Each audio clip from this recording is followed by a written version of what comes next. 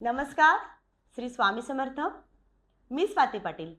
ब्रह्मांड नायक या आजपासून सुरू होत असणाऱ्या पॉडकास्टमध्ये तुम्हा सगळ्यांचं मनापासून स्वागत करते. नवीन वर्षात नवीन ध्येय घेऊन मी आणि माझी टीम श्री स्वामी समर्थ महाराजांच्या लीला, त्यांचे कार्य सर्वजन सामान्य लोकांपर्यंत पोहोचवण्याचा प्रयत्न करत आहोत. यासाठी तुम्हा सगळ्यांचे भरभरून आशीर्वाद वर प्रेम मिळावेत. यासाठी आपले खास पाहुणे आहेत श्री अभिषेक निकम सर. नमस्कार. Shri Abhishek Nikam sir college professor असून स्वामी सेवेत कार्यरत आहेत. यांनी यूट्यूब प्लॅटफॉर्मवर हम गया नहीं जिंदा है याच्या 5 सिरीजची निर्मिती केलेली आहे. त्याचबरोबर त्यांचा आत्तापर्यंतचा प्रवास, त्यांचे कष्ट, त्यांची तळमळ, त्यांची जिद्द आणि त्यांच्या रक्तातच भिनलेले श्री स्वामी समर्थ महाराजांचे विचार याविषयी खास चर्चा करण्यासाठी ते आज आपल्यासोबत आहेत. श्री स्वामी समर्थ. श्री स्वामी समर्थ. दादा, माझ्या माहितीनुसार तुम्ही गेली 22 वर्ष बाय प्रोफेशनल लेक्चरर आहात. तर तुम्हाला चित्रपटाची निर्मिती कशी करावी याची प्रेरणा कुठून कशी मिळाली? चित्रपटाची निर्मिती माझ्याकडनं होईल हे मलाही माहिती नव्हतं आणि ते कधी स्वप्नातही विचार केलं नव्हतं. साधारण 2019च्या डिसेंबरच्या आसपास स्वामी समर्थ महाराजांनी साक्षात सुनंदा फडके आजींकडनं लिहून घेतलेली पोथी, त्या पोथीचं नाव महाराजांनीच दिलं आणि त्या पोथीचं नाव यतिगंध. यती म्हणजे राजा, त्या राजाबद्दल आपल्याला गंध आहे, प्रेम आहे, श्रद्धा आहे. तर या यतिगंध पोथीची प्रत दासासं भक्तांपर्यंत पोचावी याच्यासाठी मी आणि माझा सक्का भाऊ मी वेगळ्या वेगळ्या मठात या पोथीचं प्रसाद रूपात सर्व भक्तांना मी देत होतो. दत्त जयंतीचा तो काळ होता आणि ठाण्याला, गिरगावला, अंधेरीला अशा वेगळ्या वेगळ्या ठिकाणी प्रत्येक आठवड्याला जाऊन आम्ही हे पोथी प्रसाद स्वरूपात भक्तांना द्यायचो. आणि एक अपूर्वा कुलकर्णी नावाची एक स्वामी भक्त आपण म्हणू शकतो, सेवेकरी म्हणू शकतो, त्यांनी मला एके दिवशी व्हॉट्सअपवर मेसेज केला की स्वामींची इच्छा आहे की तू चित्रपट बनवावं. तर मला वाटलं की कदाचित माझ्या डीपीवर कदाचित सनी देवलला पाहिलं असणार किंवा धरमजींना पाहिलं असणार किंवा बॉबी देवलला पाहिलं असणार, म्हणून त्यांना वाटतं की मी चित्रपट सृष्टीतला आहे. कारण मी माझी त्यांची ओळख नव्हती, फक्त मी यतिगंध पोथी त्यांना प्रसाद स्वरूपात दिलेली. बरोबर. जेव्हा पण हजारो लोकांना तसं त्यांना दिले, त्यांनी तो नंबर घेऊन त्याच्यावर नंबर होता पोथीवर की कोणालाही पोथी हवी तर या नंबरवर कॉन्टॅक्ट करावा. त्यांनी मला तसं कॉन्टॅक्ट केलं आणि कॉन्टॅक्ट केल्यानंतर त्यांनी मला स्पेसिफिकली सांगितलं की महाराजांची इच्छा की तू चित्रपट बनवावा.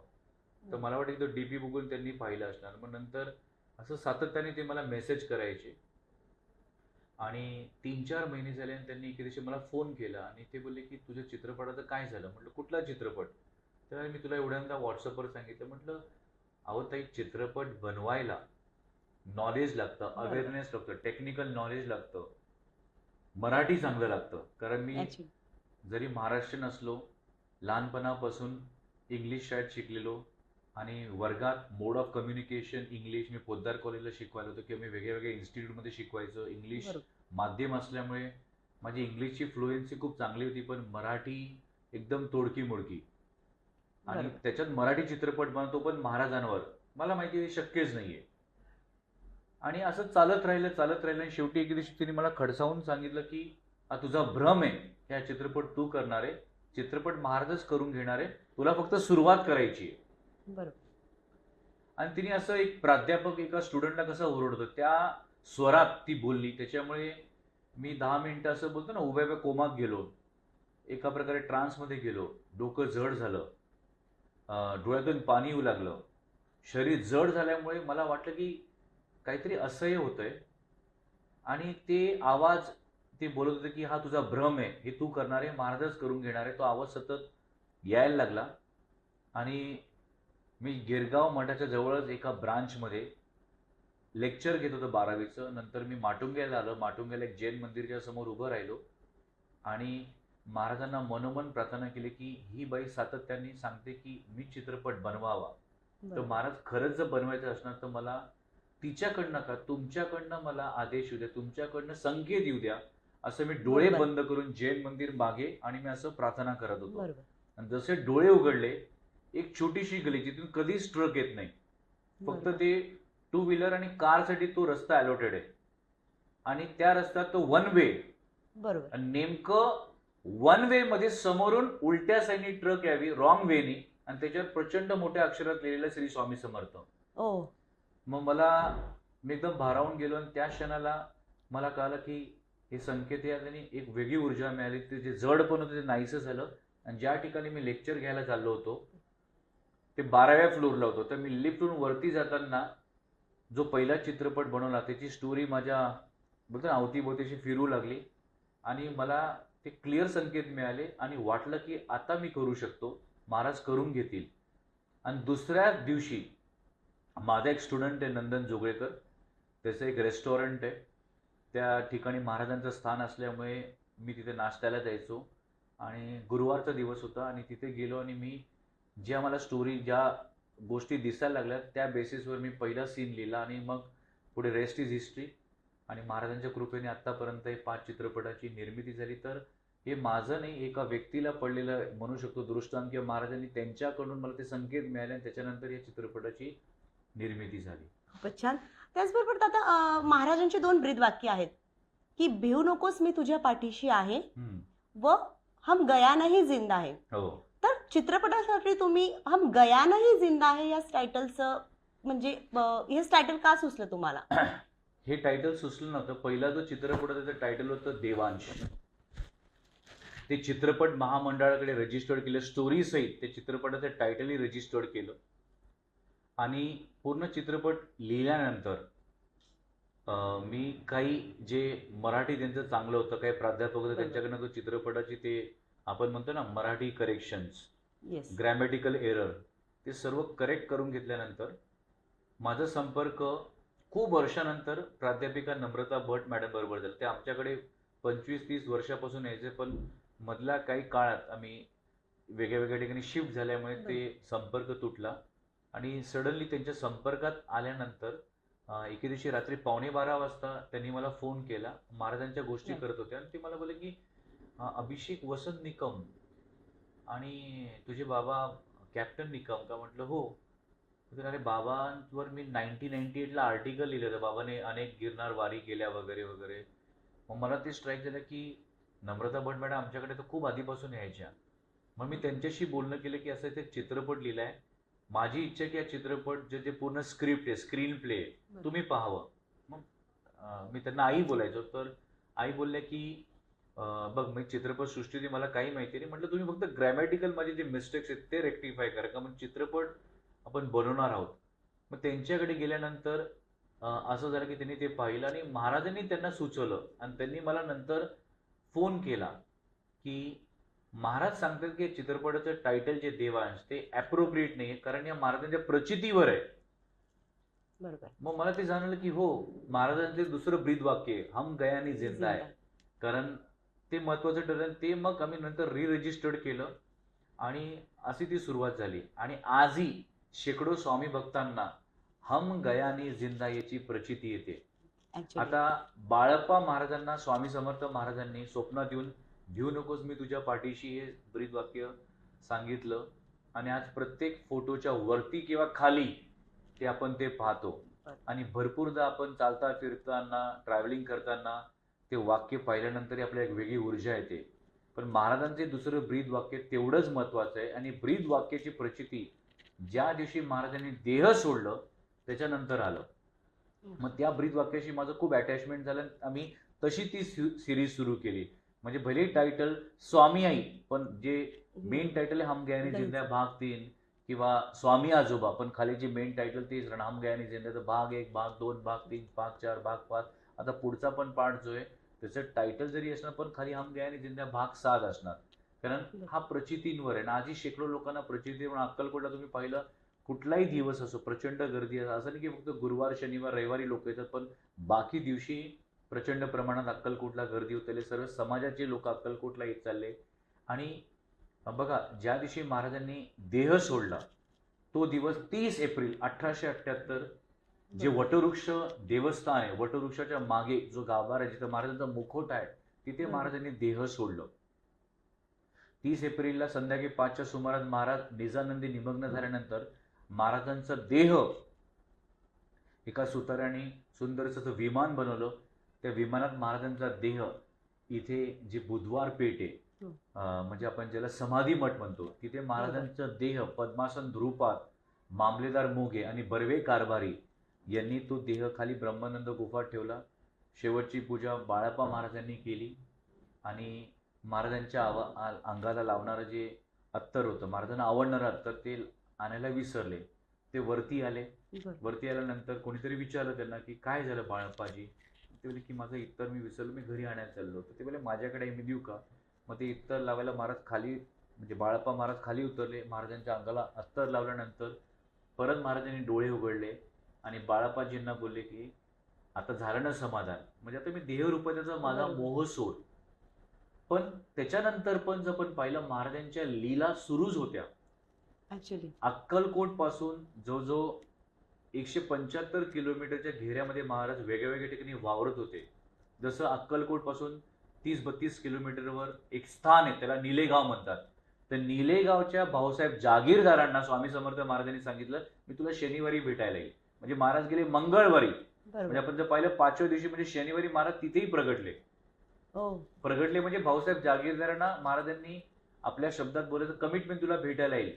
आणि महाराज तिथे पूर्ण लवाजमा सहित, म्हणजे बैल गाडी घोडे सहित तिकडे पोहोचले. आणि दुपारची वेळ होती. दुपारची वेळ असल्या कारणाने भाऊसाहेब जागीरदार त्यांचे परिवार महाराजांच्या स्वागतासाठी आले. तर महाराज बोलले की आता दुपारची वेळ आहे, मी तर आराम करतो, मला संध्याकाळी घ्यायला आहे.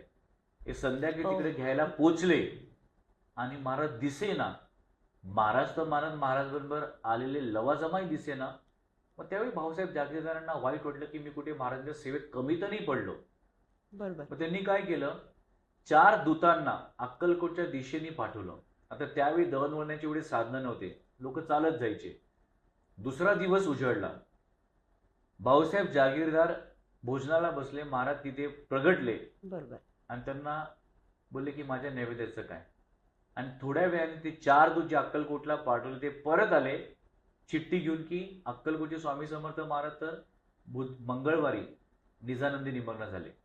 त्यांना वाईट वाटलं, दुःखाचा डोंगर कोसळला, पण आनंदही झाला की मला महाराजांनी शनिवारी आणि रविवार 2 दिवस काय दिलं दर्शन. म्हणजे महाराज ती प्रचिती येतं की मी जरी देहरूपात नाहीये, सूक्ष्म रूपात माझा वावर सर्वीकडे आहे आणि लोकांना बरोबर. देहरूपात पण दर्शन देत होते. तसंच ही घटना शनिवारची. आणि त्याच दिवशी घोलप नावाचे व्यक्ती पुण्याला राहतात. बरोबर. त्यांच्या विरुद्ध एक खासगी खटला चाललेला. ते चिंतेत होते, व्यथित होते. महाराज त्यांच्यासाठी पुण्यालाही प्रगटले शनिवारचा दिवस आणि त्यांना सांगितलं ह्या खटल्यातून तू बाहेर निघशील. आणि त्यांना संध्याकाळी ती बातमी मिळते की स्वामी समर्थ महाराज निजानंदी निमग्न झाले. म्हणजे बघा महाराज गेल्यानंतरही वेगळ्या वेगळ्या ठिकाणी वावरत होते. तसंच चिपळूणला जो मठ आहे स्वामींचा आणि म्हणजे महाराजांची जी बखरलेली गोपाल बुवा केळकर ओके. यांना पण जेव्हा बातमी कळाली ते व्यतीत झालं, अन्न पाणी त्यागलं. महाराज तिथेही त्यांच्या ठिकाणी प्रगटले आणि बोलले चैतन्य रूपी मी सर्वीकडे वावर करतोय. म्हणजे काय हम गया बरोबर. जिंदाची जिंदा. प्रचिती येत होती. तसंच मोठे संत होऊन गेलेले बीडकर महाराज नर्मदा परिक्रमा करत होते. त्यावेळी वर्तमानपत्र रोज यायचे पण नाही. आणि महेश्वरी या ठिकाणी त्यांच्यात एक वर्तमानपत्र लागलं आणि ते वर्तमानपत्र पाहून की अक्कलकोटचे स्वामी समर्थ महाराज निजानंदी निमग्न झाले. त्यांनाही भयंकर वाईट वाटलं, दुःखाचा डोंगर कोसळला, ढसाढसा रडू लागले. आणि मनात हा प्रश्न आला की एवढी 3200 किलोमीटरची नर्मदा परिक्रमा ज्या गुरूंच्या आशीर्वादाने मी करत होतो, तर तेच नाही तर मी कसं पूर्ण करणार. बरोबर. असं मनात येताच महाराज तिथेही नर्मदा परिक्रमाच्या काठीवर प्रगट झाले आणि त्यांना बोलले हम गयानी जिंदा आहे. Right. तर माझा म्हणण्याचा अर्थ काय की महाराज बघा किती लीला करत होते. किंवा आज आपण जे वटवृक्ष देवस्थान, ती जी जागा ज्योतिबा पाडे यांची, इनफॅक्ट आपण वटवृक्षाच्या समोर जो सभा मंडप आहे जिथे लोक पारायणाला बसतात, माळ जपतात किंवा तिथे 10 मिनिटं 15 मिनिटं बसून महाराजांचं नामस्मरण. स्वतःला एकरूप करायचा प्रयत्न करतात, त्या तिचे ठिकाणी ते ज्योतिबा सभा मंडप. तर ज्योतिबा पाडेंनाही भयंकर वाईट वाटलं आणि त्यांनी अन्नपाण्याचा त्याग केला की बघा ते पण 24 तास महाराजांच्या सेवेत राहते, ती जागा त्यांचीच. बरोबर. आता महाराज गेले, विचार करू शकतो 22 वर्ष अक्कलकोट तालुक्यातील 108 गावाच्या लोकांना महाराजांचा खूप लळा लागलेला. आणि ज्योतिबा पाडेंना वाईट वाटलं, त्यांनी अन्नपाण्याचा त्याग केला. महाराज त्यांच्यासमोर वटवृक्षाचे तर परत प्रगट झाले आणि ज्योतिबांना बोले, ज्योतिबा तू जा मै वहा. मग तेव्हा ना कळालं की महाराजांचं आपलं प्रत्येक गोष्टीवर लक्ष आहे. मग आपण जर विचार केला, आज शेकडो ठिकाणी आज लोक महाराजांच्या भक्तीत स्वतःला वाहून घेतले. हजारोंनी मठ आहेत. बरोबर. गुरुवारच्या दिवशी तर बाप रे, सकाळी 6 वाजेपासून रात्री 11 वाजेपर्यंत लाखो लोक वेगळ्या वेगळ्या ठिकाणी दर्शनाला जातात, प्रसादाला जातात. तर महाराजांना न पाहता आज एवढी प्रचिती येते. तर विचार करा, 22 वर्ष जेव्हा महाराज अक्कलकोटला होते, लोकांना महाराजांचा किती लळा लागलेला. कारण ते देहरूपी महाराजांना पाहू शकत होते. आणि महाराज अमानवीय, म्हणजे आपण विचार केला की महाराजांचं जे देह होतं ते अमानवीय, बरोबर. टोलेजंग. आणि महाराज एवढे साधे की फक्त गुप्तांग झाकण्यासाठी तेवढे ते लंगोट घालायचे.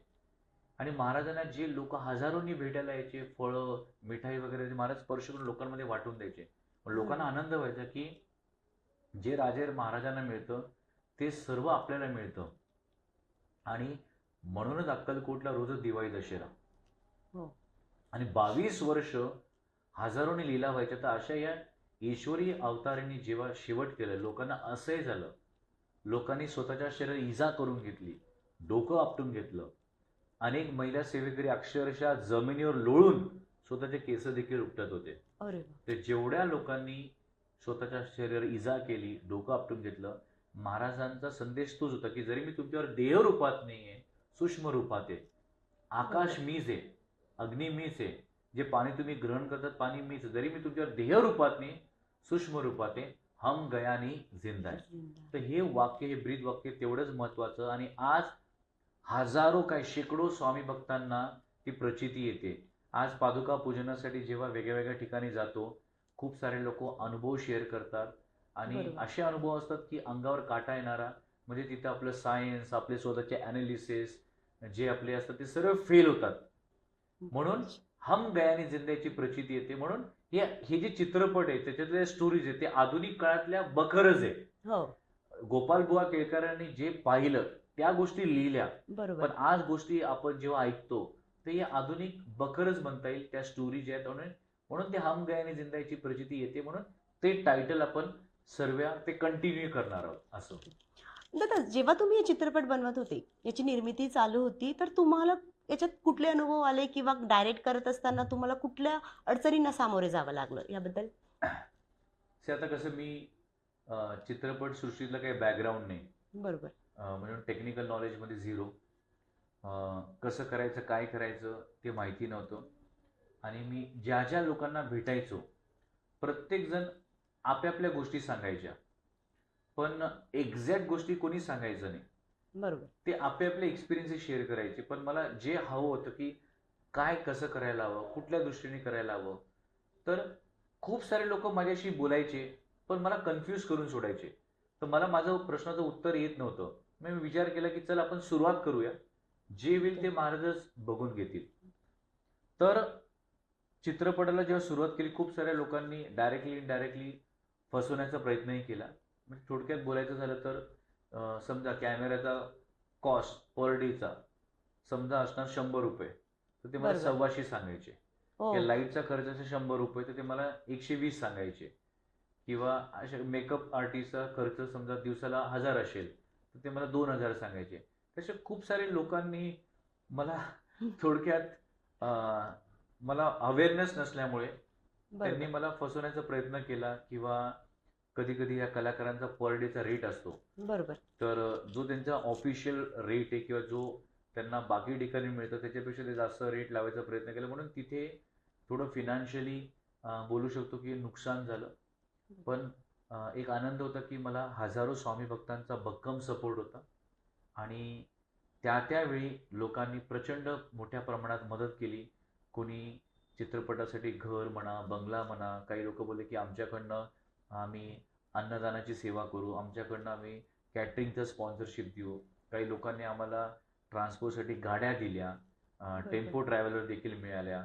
आणि मला लोकेशनसाठी कुठेही जायची गरज नाही पडली. खूप साऱ्या लोकांनी जे रिअल लोकेशन्स आहे, रिअल बंगलोज आहेत, त्याच्यासाठी प्रचंड मोठ्या प्रमाणात मदत केली. त्याच्यामुळे जे काही थोडंफार लॉस झालं ते कुठल्या ना कुठल्या रूपात अनेक पटीने ते कॉम्पेन्सेट झालं आणि ते शूटिंग करताना मला आता जाणवत होतं की हे महाराज करून घेतात. कारण बरोबर. जेव्हा मी पहिला पार्ट सुरू केला तेव्हा 25 दिवस नॉनस्टॉप ते आम्ही शूटचं शेड्यूल होतं आणि दिवसाला कमीत कमी 12 ते 14 तास शूट व्हायचं. पण हो. असंही झालं की ते शूटचं शेड्यूल 15 तास 16 तासावर गेलं आणि कुठलाही पार्ट असो, कुठल्याही डायरेक्टर ऑफ फोटोग्राफी म्हणा किंवा अच्छा. मेकअप आर्टिस्ट म्हणा, कुठल्याही कलाकाराने कधीही बॅकफूटवर गेला नाही किंवा मला सांगितलं की आम्ही एवढं करतोय, आम्हाला एक्स्ट्रा द्या वगैरे.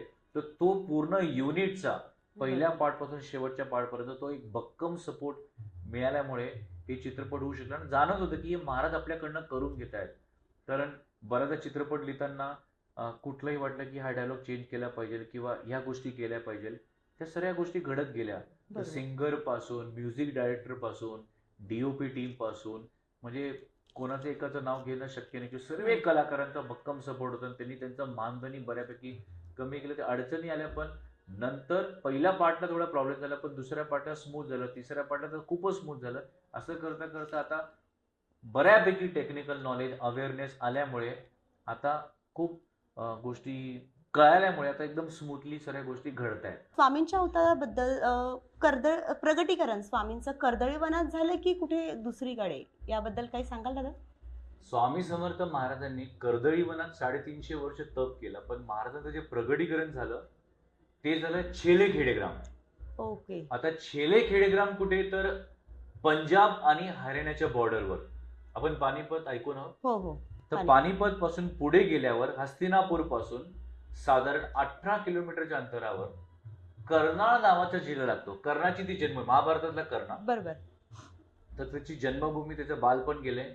तर या कर्नाळ जिल्ह्यात बेगमपूर नावचं गाव आणि बेगमपूर गावची जिथे हद्द संपते त्या जागेला तिकडचे पंजाब हरियाणाचे लोक चल्ली म्हणतात. पण महाराजांचं प्रगटीकरण झालं म्हणून आपल्या आरतीमध्ये आपण छेले खेडेग्राम म्हणतो. तर ते छेले खेडेग्राम ऍक्च्युली गाव नसून 2 गावातली मधली जागा सरळ. ओके. आणि तिथे आता ही गोष्ट 1149 850-900 वर्षापूर्वीची. तर बरं. त्यावेळी तिथे निबिड अरण्य आणि त्या अरण्यात एक वटवृक्षाच्या झाडाखाली एक गणपतीचं देऊळ आणि त्या देवळासमोर एक लहान मुलगा, त्याचं नाव विजय सिंग. काही लोक त्याला जाम सिंग म्हणून पण बोलतात, पण रेफरन्स मध्ये मी विजय सिंग बोलतो. ते विजय सिंग रोज गणपतीच्या देवळासमोर एकटाच गोट्या खेळायचा. एकटा गोट्या खेळायचा म्हणजे एक डाव स्वतःचा आणि एक डाव गणपतीचा. आणि गणपतीला रोज प्रार्थना करायची की बघ, तुझा पण डाव मलाच खेळायला लागतो, हो. थोडी दया कर, तू तरी एक खेळायला तर कोणाला तरी खेळायला पाठव. असं निरागस भावनेने रोज प्रार्थना करायचा, पण त्या प्रार्थनेला काही यश मिळेना. बरोबर.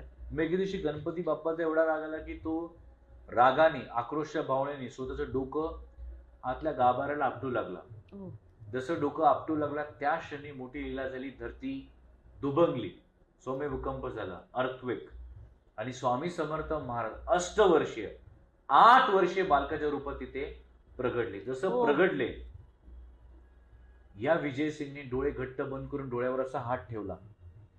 बघा, आपण सूर्याकडे काही सेकंद पाहू शकत नाही. तर बरोबर. महाराजांचं वलय काय असणार, कारण महाराज असे लाखो सूर्य, चंद्र, ग्रह, प्लॅनेट्स, गॅलेक्सीज म्हणतो आपण त्यांना, बरोबर. त्याचे मालक चालक आहेत. म्हणून महाराजांना आपण अनंत कोटी ब्रह्मांड नायक म्हणतो. तर महाराजांचं वलय कसं आपण सहन करणार. बरोबर. मग महाराजांनी आपलं वलय तेज कमी केलं. ते विजय सिंगला दर्शन दिलं. त्याच्यावर मनसोक्त संध्याकाळपर्यंत गोट्या खेळले. हो. जिंकलेल्या गोट्या त्यालाच परत दिल्या आणि सांगितलं विजय सिंग हे तुझ्यावर उदारी आहे. तर असं महाराजांचं प्रगटीकरण 1149 ला छेले खेडेग्राम इथे झालं. आनंदनाथ महाराजांच्या अभंगात हे लिहिलं गेलेलं की त्यांचं जे प्रगटीकरण ते हिमालयात झालं. पण स्वामीसुत महाराजांचं जे म्हणणं आणि आनंदनाथ महाराजांचं म्हणणं जी तीच एकच आहे, चैत्र शुद्ध द्वितीया. बरोबर. तर असं महाराजांचं प्रगटीकरण छेले खेडेग्राम इथे झालं. आणि तुम्ही जे बोलताय ते कर्दळी वनात स्वामी समर्थ महाराजांनी 350 वर्ष तप केला. ओके. आता प्रश्न असा की 350 वर्ष म्हणजे आज आपण 3.5 मिनिटं एका ठिकाणी बसू शकत नाही. बरोबर. तर महाराजांनी 350 वर्ष 350 तप का केला, कारण महाराज योगी होते, त्यांना महायोगी व्हायचं होतं. सिद्ध होते, पण त्यांना महासिद्ध व्हायचं होतं जगाच्या कल्याणासाठी. तर 350 वर्ष तप केल्यानंतर मग महाराज हैदराबादला आले. बंगाल प्रांतात अनेक वर्ष होते. का, कारण त्यांचं काली मातेवर विशेष प्रेम. मग नंतर महाराजांनी हरिद्वार, काशी, हिमालयात अनेक वर्ष होते. महाराज रामेश्वरमला आले. थोडक्यात महाराजांनी पूर्ण 4 धाम यात्रा केली, भारताला पिंजून काढलं आणि महाराज महाराष्ट्रात खूप उशीर आले. 1800 शतकाच्या आसपास, म्हणजे अक्कलकोटला 40 ते 50 वर्षापूर्वी, म्हणजे याच्या आधी महाराज वेगवेगळ्या ठिकाणी वेगवेगळे जे यज्ञ झाले तिथे महाराजांची हजेरी लागलेली आहे. आणि बरोबर. हेच ठिकाण पण वेगवेगळ्या ठिकाणी. तर बघा त्यावेळी दळणवळणाचे साधनं नव्हते, बरोबर. पण महाराज ब्रह्मांड नायक असल्यामुळे वेगवेगळ्या ठिकाणी महाराजांचा वावर होता. म्हणजे त्यावेळी महाराज अक्कलकोटला, आज जर पाहिलं अक्कलकोट, आज आपण सेंट्रली पाहिलं आणि आज गुगल मॅपनी पाहिलं तर महाराज 175 किलोमीटरच्या घेऱ्यामध्ये महाराज वावरत होते, वेगवेगळ्या ठिकाणी वेगवेगळ्या नावानी. तर अशा या महाराजांच्या लीला. महाराज अक्कलकोटला ऍक्च्युली खूप उशीर आले. म्हणजे महाराज बरोबर. अक्कलकोटला 1856-1857च्या ललित पंचमीला नवरात्रीच्या 5व्या माळीला अक्कलकोटाचे खंडोबा मंदिर आहे, तिथून 2-3 मिनिटाच्या अंतर एक थोरली वेस कमान होती, महाराज तिथे प्रगटले. आणि त्याच्यानंतर 3 दिवस 3 रात्र काही ना खाता पिता त्यांचं वास्तव्य खंडोबा मंदिरमध्ये. तर मुळात महाराजांचं प्रगटीकरण छेलेखेडेग्राम इथे झालं. नंतर 350 वर्ष कर्दळी वनात तप केला. पूर्ण भारताला पिंजून काढल्यानंतर महाराज खूप उशिरा अक्कलकोटला आले. ओके. तत्पूर्वी अक्कलकोटला येण्यापूर्वी महाराज मुंबईला होते 25 वर्ष, हो. मंगळवेढ्याला होते 12-12.5 वर्ष, मोहोळला होते 3-3.5 वर्ष, आणि सोलापूरला 5 वर्ष होते. तर सोलापूरला आपल्याला माहिती आहे की तिथं शुभराय मठ आहे. शुभराय मठाच्या बाजूला जुनं दत्त मंदिर आहे, खूप सुंदरसं असं मंदिर आहे. आणि दोघेही ठिकाणी व्हायब्रेशन आहेत. इनफॅक्ट शुभराय मठात धनकवडीचे आपले शंकर महाराजांचं खूप वर्ष वास्तव्य होतं. सिद्धेश्वर मंदिर तिथे महाराजांचं वास्तव्य. आणि चिंतोपंत टोळ हे जे व्यक्ती, यांच्या घरी ते ब्रिटिश सरकारमध्ये त्यावेळी मामलेदार कलेक्टर होते, पण त्यांचंही महाराजांना खूप श्रद्धा लीला. तशा 4 ठिकाणी महाराजांचं वावर. सोलापूरला 5 वर्ष होते आणि महाराज बरोबर. अक्कलकोटला मग 1856-57च्या ललित पंचमीला नवरात्रीच्या 5व्या माईला इकडे प्रगट झाले.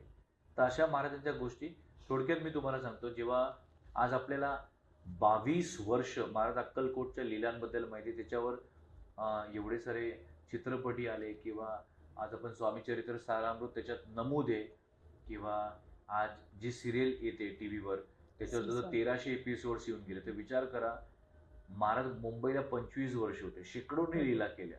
जसं मी नेहमी जिथे जिथे पादुका पूजनाला जातो सांगतो की आज मुंबईकरांना महाराजांनी दिलेली मोठी भेट आहे. जसं महाराज त्यांचे परमभक्त, त्यांचं नाव अजिंक्य रसूल.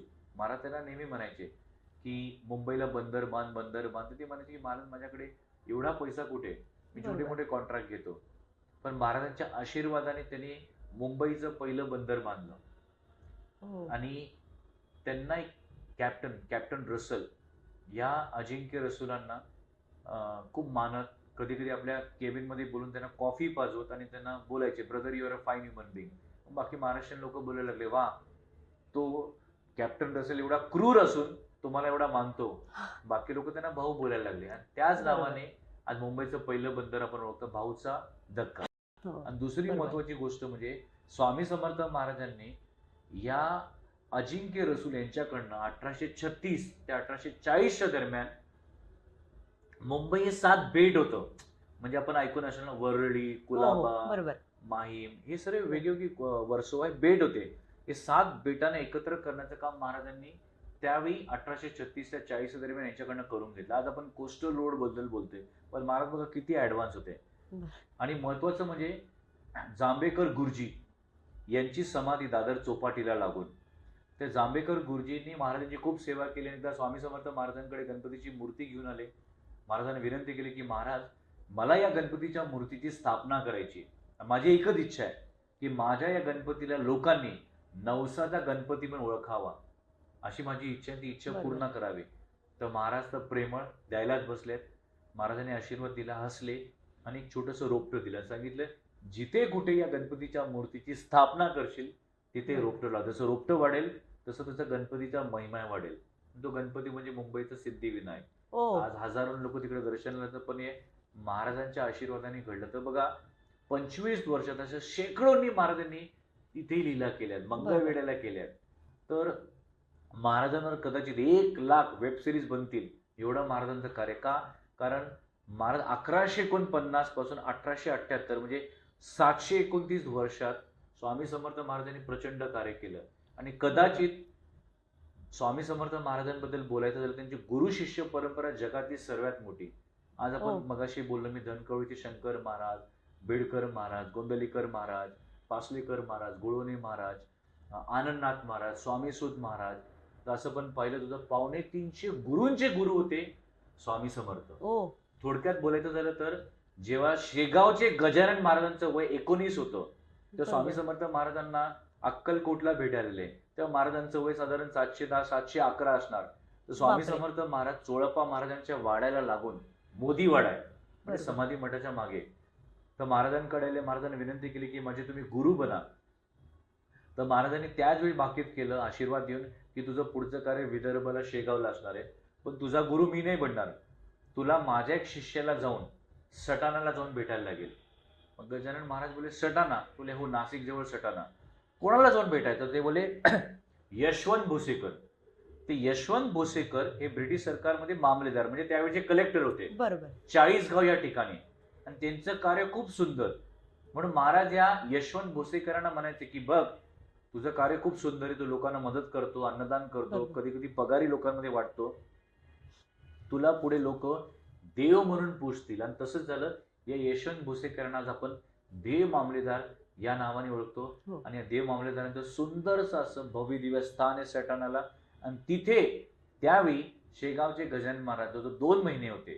आणि त्याच्यानंतर मग यशवंत भोसेकरजी म्हणजे देव मामलेदार बोलले तुला जिथे प्रगट व्हायचं तिथे प्रगट होऊन ते कुठे प्रगट झाले? मग अक्कलकोटच्या स्वामी समर्थ महाराजांनी सांगितल्यामुळे शेगावला. शेगाव.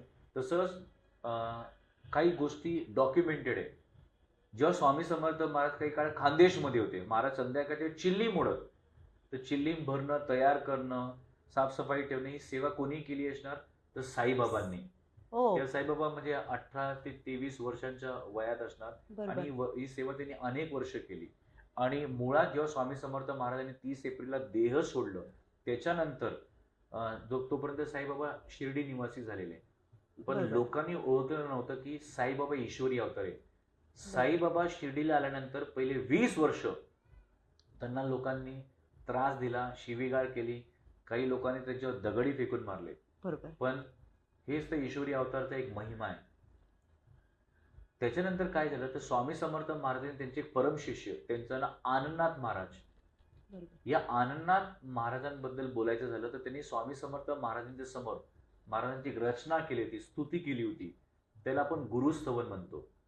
आणि मला पर्सनली एक्सपिरियन्स आहे, मी मानतो की ही जे गुरुस्तवन आहे, कुठल्याही भक्ताने 11 गुरुवार 11 वेळा म्हटलं तर जगातली कुठली तन्मनधनची व्याधी आहे त्याच्यातून तो 100% बाहेर येतो. ज्या अशा आनंदनाथ महाराजांनी जेव्हा हे गुरुस्तवन रचलं, महाराजांनी त्याला दुजोरा दिला, बरोबर. म्हणजे एका प्रकारे सर्टिफिकेट की होय परफेक्ट आहे.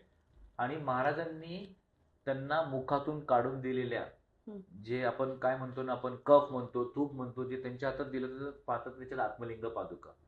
ते हो. आत्मलिंग पादुकांचं दर्शन आपण जर गुरुवारी वेंगुर्ल्याला कोकणात गेलो तर ते करू शकतात. ते अशा आनंदनाथ महाराजांना स्वामी समर्थ महाराजांनी शिर्डीला जायला सांगितलं आणि दृष्टांत देऊन सांगितलं की तू शिर्डीला जा आणि लोकांना जाऊन सांग की साईला त्रास देऊ नका, ईश्वरी अवतार आहे, हिरा हिरा ओळखा. मग त्यांनी लांबचा प्रवास केला आणि जेव्हा हळू लोकांना सांगू लागले, नंतर मग लोकांना साईबाबा ईश्वरी अवतार आहे हे कळालं. म्हणजे शेवटच्या 10 वर्षात साईबाबांना जो मान सन्मान मिळाला होता तो मिळाला. म्हणजे हे सर्व स्वामींनी या गोष्टी घडवल्या. म्हणून स्वामी समर्थ महाराजांना गुरूंचे गुरु म्हटलं जातं.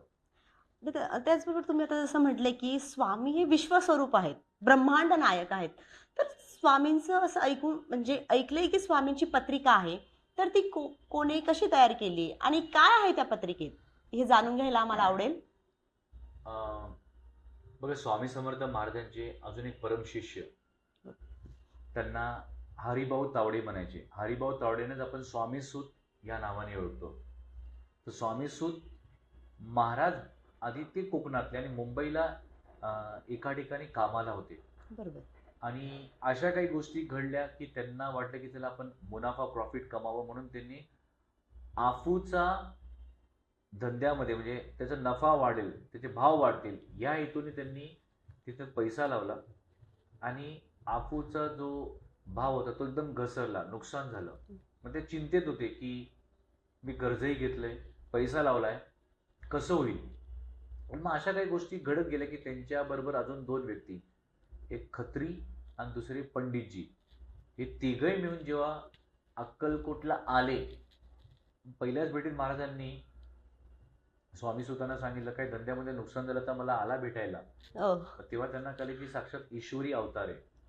बरोबर. आणि ज्या दिवशी स्वामीसूत महाराज म्हणजे हे हरिभाऊ तावडे अक्कलकोटला येत होते, महाराजांना खूप आनंद होत होता की माझा सूत म्हणजे माझा पुत्र मला भेटायला येतो. तर महाराज या खास बागेतील वेगळ्या झाडांना आलिंगन घालत होते आनंदाने. तर बाकी लोक विचारे, महाराज तुम्ही एवढे खुश खात? तर बोले, माझा सूत माझा पुत्र मला भेटायला येतोय. मग कालांतराने जेव्हा स्वामीसूत महाराजांनी स्वामी समर्थ महाराजांनी आपल्या मांडीवर शेखनूर दर्गा आहे ना इथे, हो, हो. तिथे हरिभाऊ तावडे म्हणजे स्वामी सुतांना आपल्या मांडीवर बसवलं आणि त्यांच्या पोटावर हे 3 बोटं अँटी क्लॉकवाईज फिरवले उलट्या दिशेने. बरोबर. तर स्वामी सुतांना अनेक जन्म आठवायला लागले. आणि काय आठवलं की 1149 शेलेकिडेग्राम इथे जो बालक हट्ट करायचा की माझ्या कोणीतरी गोट्या खेळायला गोट्या. व महाराजांना प्रगटीकरण झालं, तर मीच तो विजय सिंग नावाचा मुलगा. हो, मग त्यांना त्या गोष्टी कळल्या, जागा कळली, चैत्र शुद्ध द्वितीया. मग त्यांना वाटलं की चला आपण महाराजांची पत्रिका बनवावी. मग या हेतूने त्यावेळेचे मोठे ज्योतिष, पिंगळा ज्योतिष नाना रेकी ते नगरला राहायचे. बरोबर. आणि स्वामीसूत महाराज त्यांना ओळखायचे म्हणून नगरला जाऊन त्यांनी नाना रेकींना अक्कलकोटला आणलं. महाराजांना भेटल्यानंतर महाराजांना काही प्रश्न केले असतात, पण महाराज कमी बोलायचे. महाराज थोडक्यातच बोलले, मी यजुर्वेदी ब्राह्मण, माझं नाव नुरसिंह भान, गोत्र काश्यप, मीनरास, एवढेच बोलले. आणि ज्या काही गोष्टी स्वामी सुतांनी सांगितल्या त्या बेसिसवर त्यांनी ती पत्रिका बनवली. बरोबर. पत्रिका बनवल्यानंतर ती पत्रिका महाराजांना दाखवायला आणली. तेव्हा महाराज पण शेखनूर दर्ग्यातच बसले. तर ती पत्रिका महाराजांनी पाहिली आणि आता महाराज टोले जंग 7 फूट 2 इंच त्यांची हाईट, ती माळ्यावर टाकून दिली. आणि थोड्या वेळानंतर म्हणजे असं झालं की बघा, पत्रिका बनवली, महाराज त्याला दुजोरा देतील असं वाटलं, पण ती महाराजांनी पत्रिका टाकून दिली. दोघांचे चेहरे पडले आणि कालांतराने म्हणजे काही वेळाने महाराजांनी दोघांना बोलवलं आणि ती माळ्यावरची पत्रिका काढायला सांगितली. त्याच्यावर बेलपत्र, तुळशीपत्र, हळद कुंकू, अक्षदा वाहिल्या आणि दुजोरा दिले की माझीच पत्रिका. आणि महाराज बोलले, नगारा बजाव. तो नगारा अजूनही शेखनूर दर्ग्याच्या बाहेरच्या साईडला पण तो पाहू शकतात. तर ही ओके. घटना जी झाली शेखनूर दर्ग्यात, तर अशी महाराजांची पत्रिका स्वामीसूत महाराज अक्कलकोटला आल्यानंतर ती पत्रिका बनली. नाना रेखेंनी ती पत्रिका बनवून त्याचं ओरिजिनल प्रत आपण जर कधी अहमदनगरला नाना रेखेंच्या मठात गेलो ते आपण पाहू शकतो तिकडे. ओके. छान दादा. त्याचबरोबर महाराजांचे स्वरूप कसे होते, म्हणजे कसे दिसायचे महाराज? आता वेगळ्या लोकांबरोबर बोलल्यानंतर त्या गोष्टींचा उलगडा हळू होत गेला. बरोबर. जसं आता आपण जर राजेराय मठात गेलो, तर राजेराय मठ पण हे महाराजांनी स्वतः त्यांच्या वेळात स्थापन झालेलं ते मठ आहे. तर त्या दरवाजा जिथून एंट्री व्हायची ते पाहिल्यानंतर आपल्याला एक अंदाज येतो की महाराजांची हाईट साधारण 7 फूट 2 इंच असणार. म्हणजे जी शरीरयष्टी भगवान राम आणि भगवान श्रीकृष्णाची तीच महाराजांची. म्हणून गुरुलीला अमृतमध्ये तसं ते नमूद आहे. महाराज म्हणायचे, हो मीच राम आणि मीच कृष्ण. फक्त स्वामी समर्थ महाराज 729 वर्ष संन्याशी रूपात सर्वीकडे वावरत. तर बरोबर. महाराजांची हाईट साधारण 7 फूट 2 इंच, टोलेजंग, अमानवीय. महाराजांची जी ध्येयकांती होती खूप लकलकीत. बरोबर. महाराजांची नजर भेदक. राग आला तर समोरच्या व्यक्तीला भस्मित करतील असा तो राग. अरे बापरे. कधी कधी काही लोक घाबरून 500-550 मीटर पळून द्यायचे. महाराजांचा हसू आलं, एवढं हसू यायचं की स्वतःचं पोट धरून महाराजांना भिंतीकडे तोंड करायला लागायचं. का? कारण ते ब्रह्मांड नायकाचं हास्य. बरोबर. स्वामी समर्थ महाराज चालायचे तर वायू वेगाने. तर असं महाराजांचं वर्णन लोकांनी केलेलं आहे. मी जेव्हा आपलं इथे राजवाड्यात राहणारे एक राजोपाध्याय कुटुंब आहे, तर ते सांगायचे त्यांचं वय आता 92. ते सांगायचे त्यांचे आजोबा सांगायचे की महाराजांचे कान होते अक्षरशः या हाता एवढे एवढे मोठे हो. कान होते. आणि महाराजांना कोणीही असं गाढ झोपेत पाहिलेलं नाहीये. आणि महाराजांना कळालं की काहीतरी चुकीच्या गोष्टी करतात, लगेच महाराज त्या बेधक नजरेने त्या व्यक्तीकडेही पाहिजे. तर अशा या महाराजांचं वेगळं स्वरूप होतं, टोलेजंग स्वरूप होतं. म्हणजे त्यावेळी आपण विचार करू शकतो, जेव्हा काही ठिकाणी महाराजांना मेण्यात न्यायचे तर कमीत कमी 6 भोई लागायचे. 6 भोई बरोबर. म्हणजे त्यांचं वजन जरी आपण पाहिलं त्या भोईंचं म्हणजे त्या व्यक्तींचं 60-70 किलो, तर म्हणजे त्यांचं क्युम्युनिटी वजन होतं 400-450 किलो, आणि त्यावेळी हो तगडे लोक राहायचे तर म्हणजे कदाचित त्यांचं वजन 500 किलो, म्हणजे 6 भोई न्यायचे. म्हणजे विचार करा की महाराजांचं स्वरूप काय असणार. बरोबर तेच. तर महाराज असे अमानवीय टोलेजंग, हाईट डेफिनेटली 7 फुटाच्या वर, काही काही रेफरन्समध्ये आढळले 7 फूट 2 इंच असं. बरोबर. अतिसुंदर दादा. त्याचबरोबर अक्कलकोटात अशी किती स्थळ आहे जिथं आपण फिरू शकतो किंवा जे स्वामींनी स्वामीच्या आज्ञेने ते मठ आहेत तिथे? अक्कलकोटला फिरण्यासारखं, अक्कलकोट ऍक्च्युली खूप सुंदर आहे, पाहण्यासारखं आहे. जे आपल्या अक्कलकोटला गेस्ट हाऊसला राहिला, तर मी बऱ्याचदा सर्वांना विनंती करतो की तुम्ही फुरसतीत या. अक्कलकोट म्हणजे प्रत्येक गलीगलीत आपण महाराजांचे स्पंदन, व्हायब्रेशन्स बरोबर. फील करू शकतो. घाईघाईत येऊन काही फायदा नाहीये. तर अक्कलकोटला फिरण्यासारखं जवळजवळ 40 ते 45 स्थान आहेत. ओ. कारण महाराजांच्या काळातल्या अक्कलकोटला 28 विहिरी आहेत, आणि बरोबर. प्रत्येक विहिरीवर एक वेगळी लीला आहे. म्हणजे जसं पंखा विहीर, डबल बॉडी विहीर, मगर विहीर, आणि महाराजांच्या काळातल्या 28 विहिरीपैकी 6 विहिरी तर या खास बागेत आहेत. हा, जर आपण अक्कलकोटची भ्रमंतीबद्दल बोलतो आहोत, तर सर्वप्रथम हजारो लोकांना ज्यांना माहिती आहे की महाराज अक्कलकोटला आल्यावर सर्वप्रथम खंडोबा मंदिरमध्ये होतं, कारण त्यांचं 3 दिवस 3 रात्र तिकडे वास्तव्य होतं. बरोबर. तर पहिले लोक खंडोबाच्या मंदिरात येतात. नंतर अक्कलकोट जे ग्रामदेवत म्हणजे शंकराचं मंदिर, ते म्हणजे मल्लिकार्जुन मंदिर, बरोबर. तिथेही महाराजांनी त्या पिंडात म्हणजे जे शिवलिंग आहे त्याच्यात त्या स्वरूपात दर्शन दिलेलं समोरच्या बरोबर. त्या भटजींना, पंडितना. तसंच इथं बसप्पा मठ फिरण्यासारखं आहे, किंवा बुधवार पेठेतील समाधी मठ, जिथे महाराजांना त्यांचं जे देह म्हणजे पद्मासन रूपात ठेवण्यात आलेलं आहे. बरोबर. आणि त्याच्या मागे जिथे गजानन महाराजांबरोबर स्वामींची पहिली भेट झाली तो मोदीवाडा आहे. बरोबर. जंगम मठ आहे. गुरु मंदिर, जिथे बाळप्पा महाराजांची समाधी आणि बाळप्पा महाराजांना महाराजांनी दिलेल्या ज्या गोष्टी त्या त्या ठिकाणी आहेत. ओ. तर बाळप्पा मंदिर हे खूपच सुंदर, तिथे अफाट म्हणजे व्हायब्रेशन्स आहेत. तिथून 2-3 मिनिटाच्या अंतरावर हाक्याचा मारुती, जिथे बाळप्पा महाराजांनी 12 वर्ष तप केला श्री स्वामी समर्थ हे षडाक्षरी मंत्राचा. आणि बाळप्पा महाराज हे खूप मोठे साधक होते, कारण अनेक वर्ष फक्त एवढे मूठभर शेंगदाणे, गूळ आणि एक ग्लास म्हणजे एक ग्लास दूधवर ते 24 तास अखंड बापरे. नामस्मरण करायचे. तिथे एकमुखी दत्त मंदिर, बाळप्पा म्हणजे चोळप्पा महाराजांचं जे स्थान आहे आणि गुरु मंदिर त्याच्यामध्येच ते स्थान आहे. एकमुखी दत्त मंदिर, शेखनूर दर्गा, तसंच सर्वात जास्त जी गर्दी असते ते म्हणजे वटवृक्ष मंदिर या स्थानी. बरं. महाराजांनी स्वतःचे स्थापन केलेले अजून 2 मठ आहेत, ते म्हणजे राजे रायरान मठ. म्हणजे हैदराबादचे जे राजे रायरान, त्यांना जेव्हा ब्रह्मसंबंधाची व्याधी बरं. झाली आणि त्यांनी अनेक उपचार केले, गाणगापूरला गेले, पारण्याला बसणं, तेव्हा दत्तगुरूंनी त्यांना एका प्रकारे दृष्टांत दिलं की मी अक्कलकोटला आहे.